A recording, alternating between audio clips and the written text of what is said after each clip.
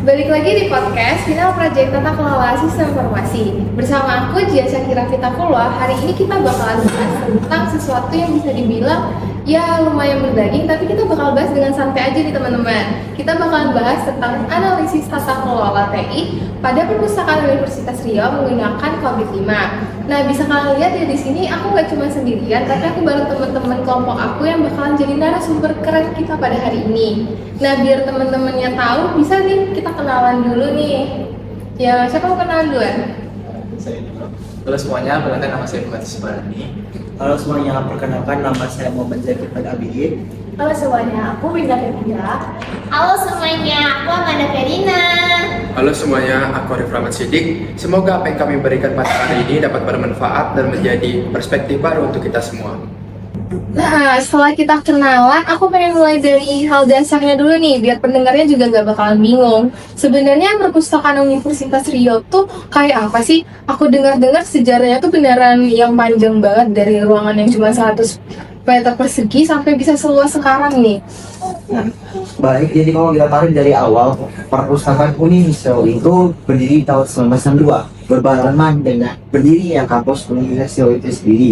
Dulu itu memang banget benar dikatakan Jihan bahwa perpustakaan itu hanya terdiri dari 100 meter persegi dan berlokasi tepatnya di Universitas Riau di Gobang. Dan sekarang seiring perkembangannya Unri itu sendiri, pindahnya perpustakaan itu sekarang berada di kampus Bina Widya Padang.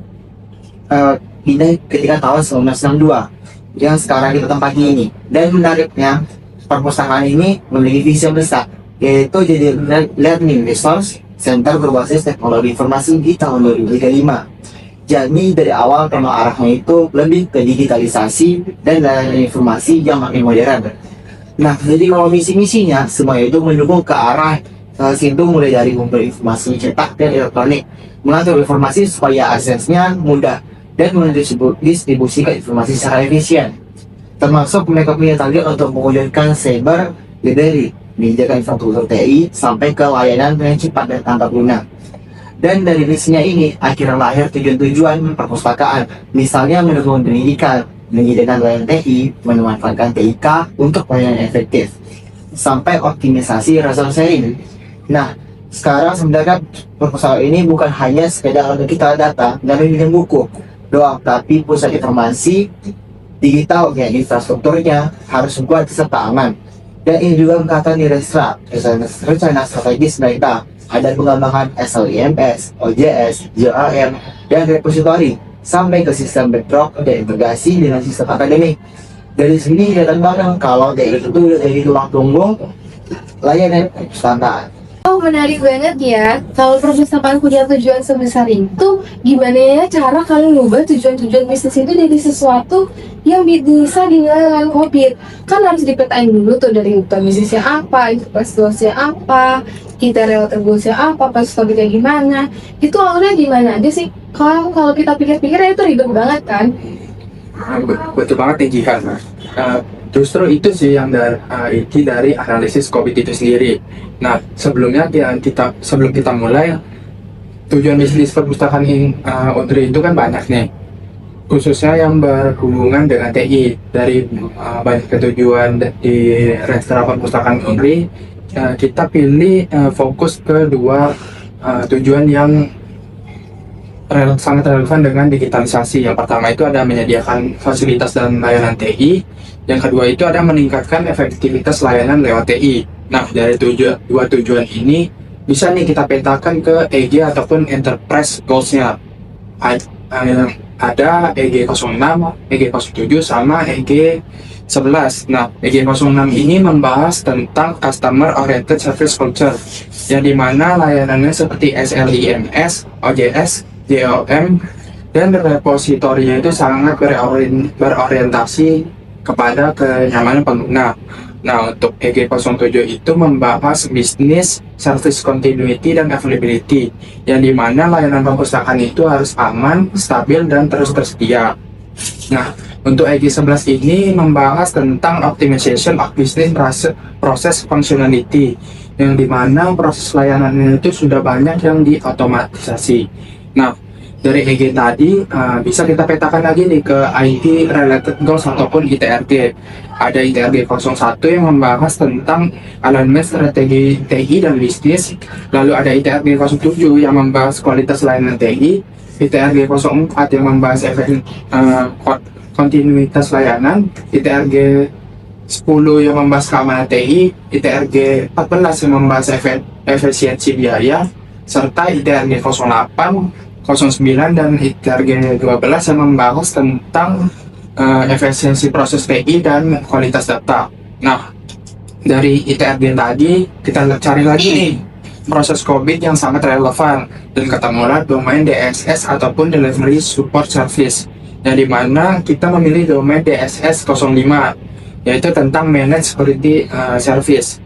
Lalu dengan dua subdomain yaitu DSS 05.06 yang membahas tentang Managed Sensitive Document, dan DSS 05.03 yang membahas Managed Endpoint Security. Nah, dari dua subproses tadi bisa nih kita jadikan fokus untuk membahas, karena nyambung banget dengan masalah keamanan data perpustakaan termasuk dokumen sensitif, perangkat, dan poin. Itu sih dia. Nah, semakin kebayang nih alurnya gimana. Tapi aku sempat lihat di laporan kita juga ada nyusun tabel racikan. Nah, sebenarnya apa sih urgensinya nentuin raci ini? Dan di perpustakaan tuh siapa aja sih sebenarnya yang pegang peran paling penting? Iya, jadi raci itu sebenarnya memastikan siapa yang responsibel, accountable, consulted, dan format dalam setiap society. Nah, untuk memastikan kalau proses TI itu berjalan dengan baik, peran tanggung jawab itu jelas. Seperti yang kita tahu juga, di perpustakaan itu kan struktur organisasinya itu lengkap.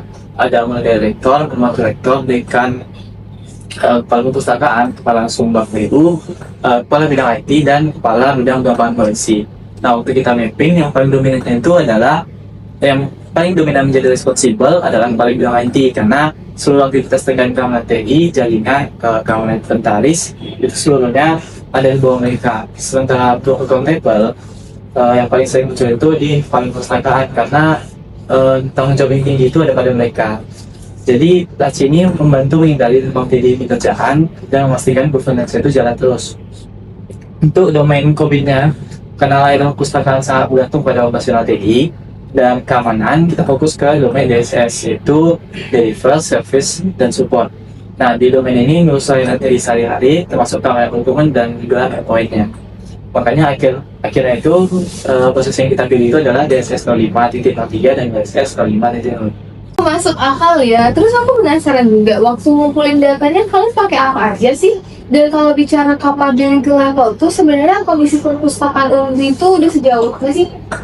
Oke, Jihan, untuk metode pengumpulan datanya ya, yang pertama tentunya itu kami kayak nyebarin kuesioner dulu, observasi langsung, serta kami juga nih menganalisis dokumen-dokumen sebelumnya mengenai DSS 05.03 ini dan DSS 05.06 ini. Nah, adapun untuk capability levelnya itu kondisinya seperti apa ya? Baiklah, untuk DSS 05.06 yang yakni Manage Sensitive Document itu kami menilai dari beberapa perihal. Yang pertama itu gimana pengelolaan dokumen sensitifnya, terus hak akses, pengamanan fisik, serta inventarisasi dan prosedur dalam pemusnahan dokumennya. Adapun untuk DSS 05.03 yakni Manage Endpoint Security, kami menilainya dari segi penggunanya, segi keamanan pengguna, kayak firewall, terus antivirus, enkripsi, pengelolaan akses, dan monitoring.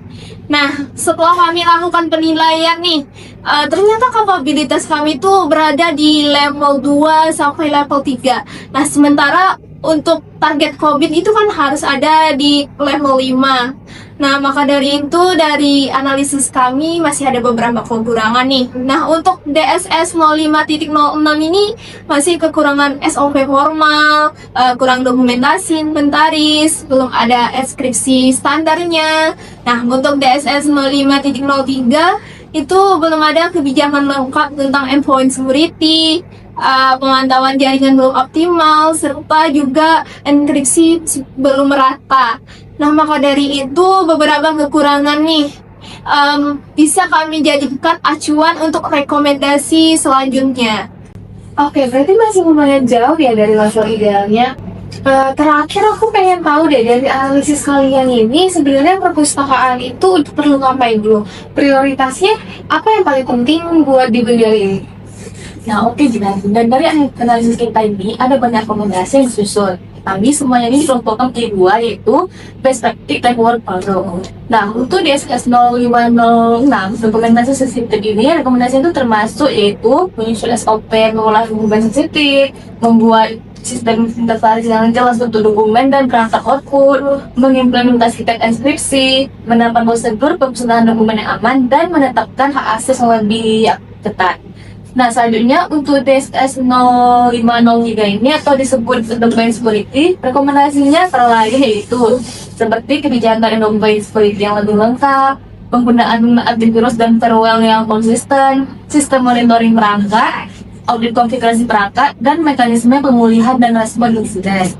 Nah, untuk prioritasnya, setelah dianalisis berdasarkan dampak dan kepentingan, kedua subproses ini masuk kategori kedua, yaitu penting dan harus segera ditindaklanjuti.